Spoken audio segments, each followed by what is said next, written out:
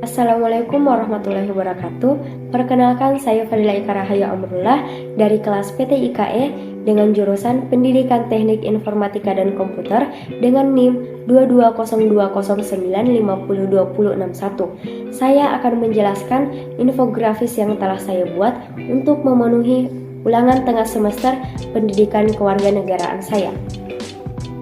Bab 2 dengan materi pertama yaitu hakikat dan urgensi identitas nasional. Pengertian identitas nasional itu sendiri adalah kepribadian nasional atau jati diri nasional yang dimiliki suatu bangsa yang membedakan bangsa satu dengan bangsa yang lainnya.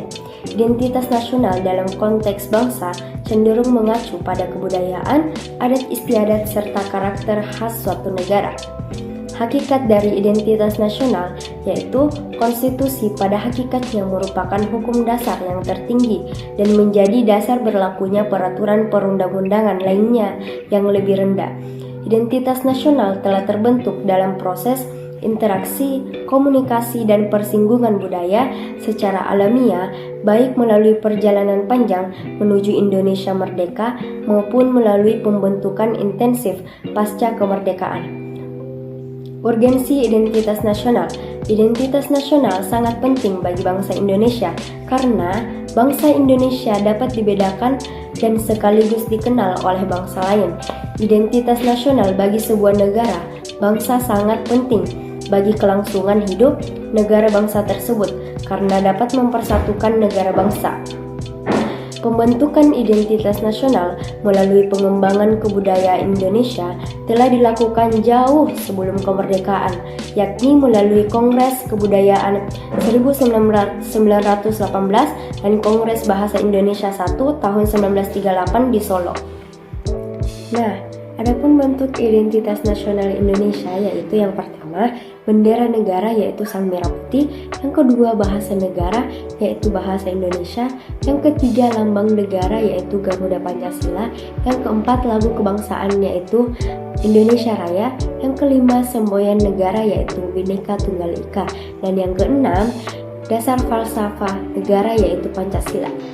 Nah, bab 2 dengan materi kedua tentang dinamika dan tantangan identitas nasional. Permasalahannya terletak pada sejauh mana warga negara Indonesia memahami dan menyadari dirinya sebagai warga negara yang baik yang beridentitas sebagai warga negara Indonesia. Oleh karena itu, warga negara yang baik akan berupaya belajar secara berkelanjutan agar menjadi warga negara bukan hanya baik tetapi cerdas. Apa sih tantangan terkait masalah identitas nasional itu? Yang pertama, lunturnya nilai-nilai luhur dalam praktik kehidupan berbangsa dan bernegara. Contohnya, rendahnya semangat gotong royong, kepatuhan hukum, kepatuhan membayar pajak, dan lain-lain. 2. Lebih bangga menggunakan bendera asing dan bahasa asing daripada menggunakan bangsa sendiri. Yang ketiga, ada rasa nasionalisme dan patriotisme yang luntur dan memudar atau lebih menghargai dan mencintai bangsa asing, lebih mengagungkan prestasi bangsa lain dan tidak bangga dengan prestasi bangsa sendiri. Yang keempat, nilai-nilai Pancasila belum menjadi acuan sikap dan perilaku sehari-hari. Tindakan serba instan, menyontek, plagiat, dan lain-lain. Yang kelima, menyukai simbol-simbol asing daripada lambang simbol bangsa sendiri dan lebih mengapresiasi dan senang menyanyikan lagu asing daripada mengapresiasi lagu nasional dan lagu daerah sendiri. Nah, apa sih tantangan terkait Pancasila berdasar tanggapan pakar? Yang pertama, menurut Pilar 2007, Pancasila telah terlanjur tercemar dalam era Orde Baru yang telah menjadikan Pancasila sebagai kendaraan politik untuk mempertahankan kekuasaan yang ada. Yang kedua, menurut Azumardi Azra atau Pilar 2007 menyatakan bahwa saat ini Pancasila sulit dan dimarginalkan di dalam sebuah kehidupan masyarakat Indonesia karena satu, Pancasila dijadikan sebagai kendaraan politik, yang kedua adanya liberalisme politik, yang ketiga lahirnya desentralisasi atau otonomi daerah. Bab 3 tentang hakikat dan urgensi integrasi nasional. Negara Kesatuan Republik Indonesia merupakan bangsa yang besar, dapat dilihat dari keadaan geografis yang terdiri dari banyaknya pulau-pulau di Indonesia, menyebabkan adanya berbagai macam perbedaan seperti suku, budaya, bahasa, etnis, dan agama. Untuk menyatukan keragaman suku, budaya, bahasa, etnis, dan agama merupakan suatu pekerjaan yang sulit bagi Indonesia. Contohnya, yang pertama, Timur Timur yang melepaskan diri dari Indonesia, yang kedua, Gerakan Aceh Merdeka atau GAM, yang ketiga, Organisasi Papua Merdeka atau OPM, yang keempat, Republik Maluku Selatan atau RMS, yang kelima, hingga munculnya gerakan radikalisme agama seperti ISIS dan lain-lain. Pentingnya integrasi nasional. Integrasi nasional sangat penting diperlukan oleh negara Indonesia karena dari integrasi nasional dapat mempersatukan perbedaan-perbedaan yang ada di Indonesia, sehingga tidak adanya konflik perpecahan yang terjadi dikarenakan perbedaan semata. Esensi serta urgensi. Integrasi masyarakat merupakan kondisi yang sangat diperlukan bagi negara untuk membangun kejayaan nasional demi mencapai tujuan yang diharapkan. Banyak pula potensi sumber daya yang dimiliki oleh negara, di mana semestinya dapat digunakan untuk melaksanakan pembangunan bagi kesejahteraan masyarakat, akhirnya harus dikorbankan untuk menyelesaikan konflik tersebut. Materi kedua tentang dinamika dan tantangan integrasi nasional. Dinamika integrasi nasional di Indonesia. Yang pertama, integrasi bangsa 15 Agustus 2005, pemerintah Indonesia berhasil secara damai mengajak Gerakan Aceh Merdeka atau GAM untuk kembali bergabung dan setia memegang teguh kedaulatan bersama Negara Kesatuan Republik Indonesia atau NKRI. Yang kedua, integrasi wilayah melalui Deklarasi Juanda tanggal 13 Desember 1957. Pemerintah Indonesia mengumumkan kedaulatan wilayah Indonesia, yakni lebar laut teritorial seluas 12 mil diukur dari garis yang menghubungkan titik-titik ujung yang terluar pada pulau-pulau negara Indonesia. Yang ketiga, integrasi nilai. Pancasila sebagai nilai integratif yang terus-menerus dilakukan melalui kegiatan pendidikan Pancasila di dunia pendidikan. Integrasi nilai menunjuk pada adanya konsensus terhadap nilai yang minimum yang diperlukan dalam memelihara tertib sosial. Yang keempat, integrasi elit massa. Dinamika integrasi elit massa ditandai dengan seringnya pemimpin mendekati rakyatnya di berbagai kegiatan, misalnya kunjungan ke daerah, temu kader, PKK, dan kotak pos presiden. Kegiatan ini menguatkan dimensi vertikal integrasi nasional. Yang kelima, integral tingkah laku atau integratif.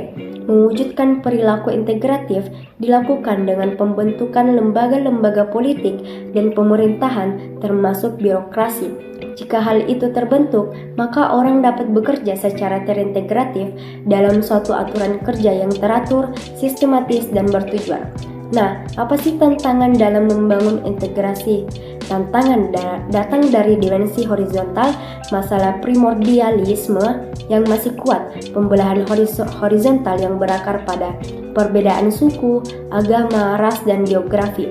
Sedangkan dalam dimensi vertikal, tantangan yang ada adalah berupa celah perbedaan antara elit dan massa, di mana latar belakang pendidikan kekotaan menyebabkan kaum elit berbeda dari massa yang cenderung berpandangan tradisional. 3. Dengan materi pertama yaitu hakikat dan urgensi konstitusi berbangsa dan bernegara di Indonesia. Nah, apa sih itu konstitusi? Konstitusi adalah seperangkat aturan atau hukum yang berisi ketentuan tentang bagaimana pemerintah diatur dan dijalankan. Oleh karena itu, aturan atau hukum yang terdapat dalam konstitusi itu mengatur hal-hal yang amat mendasar dari suatu negara. Maka, konstitusi dikatakan pula sebagai hukum dasar yang dijadikan pegangan dalam penyelenggaraan suatu negara.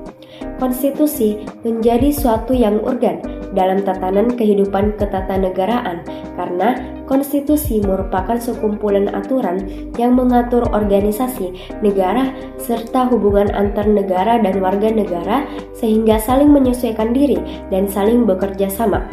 Ya, adapun fungsi dari konstitusi yaitu yang pertama, membatasi atau mengendalikan kekuasaan penguasa agar dalam menjalankan kekuasaannya tidak sewenang-wenangnya terhadap rakyatnya.